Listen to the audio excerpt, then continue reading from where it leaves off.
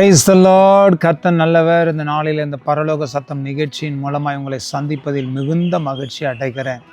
ஒவ்வொரு நாளும் தேவ ஆவியானவர் உங்களோடு கூட கர்த்தர் பேசி உங்களை வழிநடத்தி கொண்டு வருகிறார் இல்லைங்களா? கர்த்தர் உங்களோடு கண்டிப்பாக பேசுவாருங்க. ஒவ்வொரு நாளும் கர்த்தர் உங்களோடு இடைப்படுவார். நீங்கள் பெற்றுக்கொள்ளக்கூடிய ஆசீர்வாதத்தை தயவு செய்து எங்களுக்கு தெரியப்படுத்துங்க. கர்த்தர் உங்களை ஆசீர்வதிப்பார். இந்த நாளில் ஒரு வசனத்தை உங்களுக்காக நான் வாசிக்கிறேன்.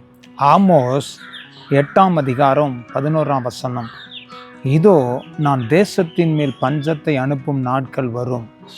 ஆகார குறைவினால் உண்டாகிய பஞ்சம் அல்ல, ஜல குறைவினால் உண்டாகிய தாகமும் அல்ல. கர்த்தருடைய வசனம் கேட்க கிடையாத பஞ்சத்தை அனுப்புவேன் என்று கர்த்தராகிய ஆண்டவர் சொல்லுகிறார்.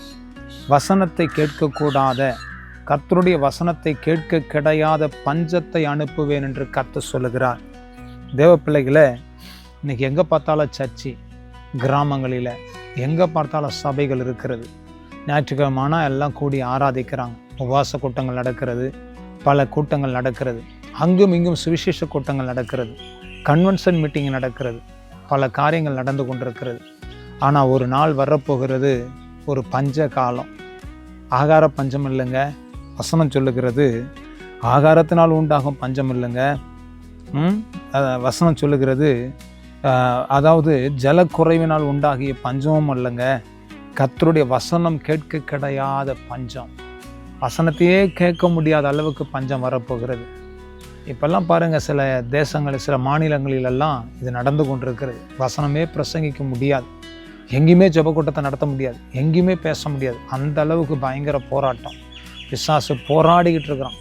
ஊழியத்தை செய்ய விடாமல், கூட்டங்களை நடத்த விடாமல், பல காரியங்களை செய்து கொண்டிருக்கிறான். அந்த பஞ்சகாலம் வருவதற்கு முன்பாக இன்றைக்கி உங்கள் கையில் கொடுக்கப்பட்டிருக்கிற இந்த தருணத்தை, வேத வசனத்தை, கொடுக்கப்பட்டிருக்கிற கூட்டங்களில், மீட்டிங்லெல்லாம் நீங்கள் ஆண்டுடைய வசனத்தை வாசித்து தியானித்து அதை ஃபுல்லாக இருதயத்தில் அப்படியே ஸ்டோர் பண்ணி மெயினில் வச்சிங்க. பஞ்ச காலத்தில் கர்த்தர் உங்களை ஆசீர்வதித்து நடத்துவார். ஆகையினால் கர்த்தருடைய நாமம் மையப்படுவதாக. கொடிதான பஞ்சம் வருவதற்கு முன்பாக கர்த்தருடைய பாதத்தில் தஞ்சம் புகுந்து கொள்ளுங்க. கர்த்தர் பெரிய காரியத்தை செய்வார். ஜெபிக்கலாமா?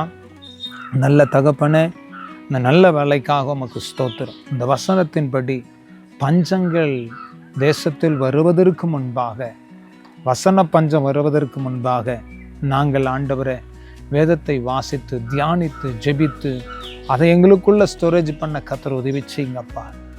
ஹல்லேலூயா. சந்தா ரபாலா துரா கடாந்தாலா பஸ்யா. கர்த்தருடைய ஆவியானவர் இறங்குங்க. நிறைவான ஆசீர்வாதத்தை கர்த்தர் கொடுத்து நீர் எங்களை ஆசீர்வதித்து கனப்படுத்தும். உங்கள் நாமம் மையப்படட்டும். கர்த்தர் கூட இருந்து நடத்துங்க. அற்புதங்களை செய்யும்.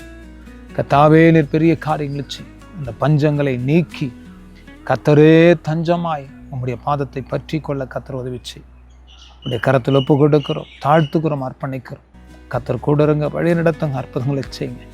உங்களுடைய பிள்ளைகளை ஆசீர்வதித்து வழி நடத்தும். கர்த்தர் காத்துக்கொள்ளும்.